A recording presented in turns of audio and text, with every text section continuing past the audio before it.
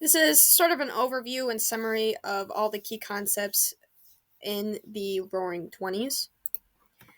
The first one is Age of Excess. So, as you can see here, I have a picture of a bank. That's because pretty much everything in the Age of Excess had to do with money. The GNP rose because people had so much confidence in the economy, they didn't really know what was going on. And because things had gotten cheaper and easier to make, and there was so much of it, the consumer economy just rose like crazy because people were buying things that they probably couldn't afford.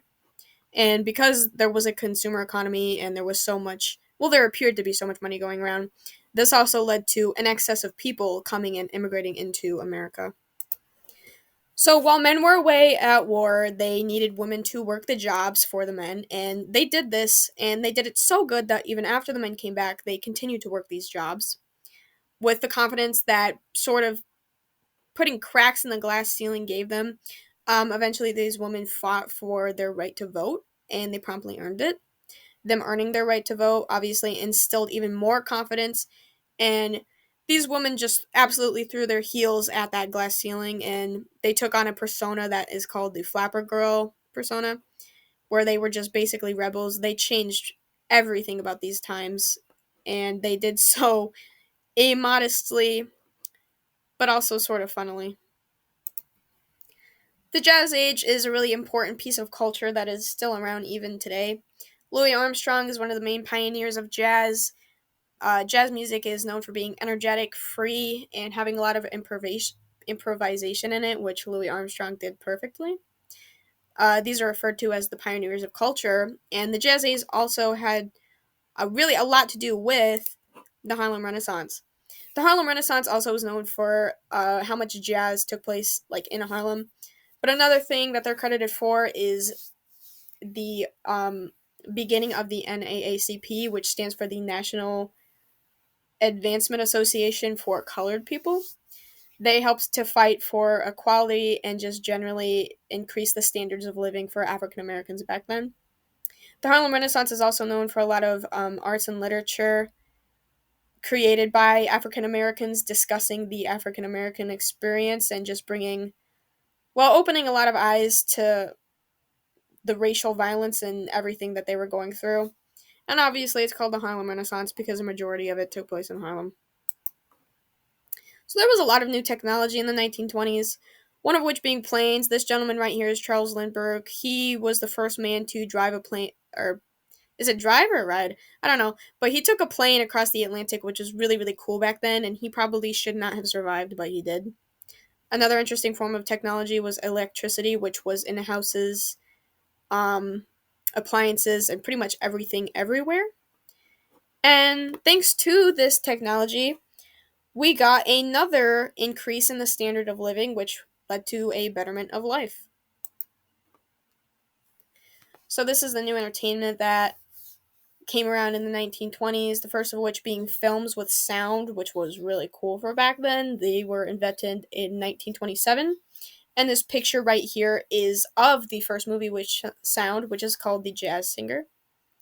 Newspapers were really, really popular back then. So were baseball games, radios, and magazines. People were basically just dying for entertainment, and mass media became a huge thing back then. These are some political extremes that happened. First, the KKK was revived and absolutely tortured a lot of African Americans, but fortunately, the leader, which is this guy, D.C. Stevenson, was arrested. The Red Scare happened, which was people just being afraid of communists and coming and take over the country. Fundamentalist was made against science for the Bible, and by distrust, I mean people really, really didn't like foreigners. So prohibition was started by temperance groups and big businesses. They bullied the government into passing the 18th Amendment, which officially banned the distribution, transport, and sale of alcohol. They did this because they wanted to better the country, but it was really controversial because it actually just did the opposite. And you'll see that here with organized crime.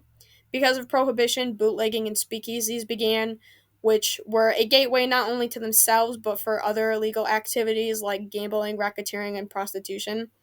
A man who was really popular and a really big part of the organized crime in the 1920s was this guy. His name is Al Capone.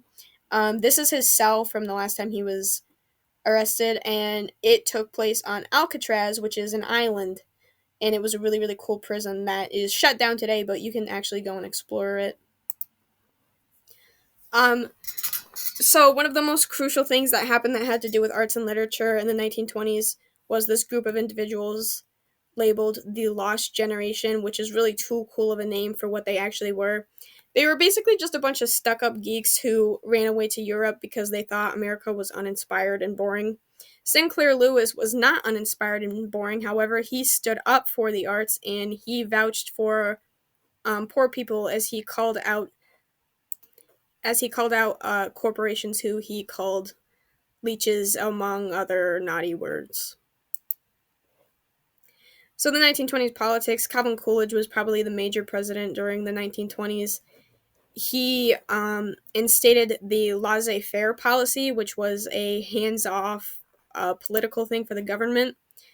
And another big part of 1920s politics was the foreign policy, which, as you can see here, here's an advertisement for it. Basically, they were really getting strict with anybody in, but specifically they were getting strict with Asians and Russians. These were the signs of trouble for the 1920s. One of the main signs of trouble was just generally the economy, which included poor farmers who, while everybody is out getting rich, or at least they thought they were getting rich, farmers just weren't. There was an uneven distribution of wealth where a lot of people were in debt, and people trying to start businesses and live their lives, they were just absolutely dominated by the 0.1%, which were big businesses and people who were rich pre-1920s.